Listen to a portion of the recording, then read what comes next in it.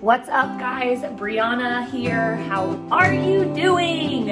I'm here to drop another vlog talking about microdosing, and today I want to get into the difference between a microdose and a macrodose, or what some people will call a trip. So I've got 4 differences that I see. If there's a difference that you have experienced or noticed, please drop it in the comments. Let's chat back and forth about it. The first one is obviously how much you're taking. A microdose is a sub-perceptual amount, meaning it's a small, teeny tiny amount of a psychedelic. And with psilocybin specifically, you're taking under 500 milligrams, whereas a macrodose is anything above that. Now, a macrodose can vary between 1 gram, 2 grams, 3 grams, 4 grams, 5, anything higher than 500. So you want to be careful. You want to know how much you're taking and measure so that you're aware of what your body's sensitivities are when it comes to starting to experience the physiological symptoms that come with taking a psychedelic. So remember, a microdose is 0.5 or lower of a gram, and a macrodose is anything higher than that. The second difference is how you feel and the experiences you have. Now, on a microdose, keep in mind that you really shouldn't feel anything. A microdose is that small amount so that you can drive a car, show up to your meeting, take your kids to their sporting events, go do a yoga or workout class, and function normally with no physiological distractions. Whereas a macrodose, or during a trip, you're going to experience things like auditory or visual hallucinations. Your body might feel things. You're going somewhere. And the reason why microdosing is becoming so popular is because it's giving you the opportunity to take the benefits that a macrodose would give you, but integrate it into a modern day life where you can still function and work in your normal day-to-day life tasks. So number 3 is this integration and outcome process. Now, with microdosing, expect to not really see any drastic changes or big shifts until 30 or 60 or even 90 days out.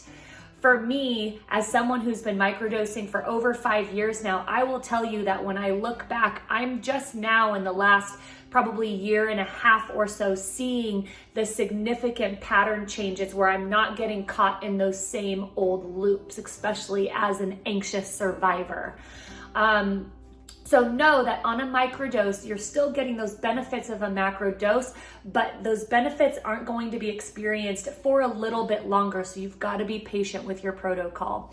Whereas on a macrodose, you're going to be seeing, feeling, and experiencing things during that 8 to 10 hour trip process. And you're going to be getting downloads and information right away. In both of these experiences, however, the integration process will continue long after you're done. Remember, integration is a process of taking understanding and learning and putting it into practice. This is where you create wisdom. Wisdom is where patterns change and new behaviors come online, okay? So the 4th one is the safety and how to work with each of these styles of using psychedelics.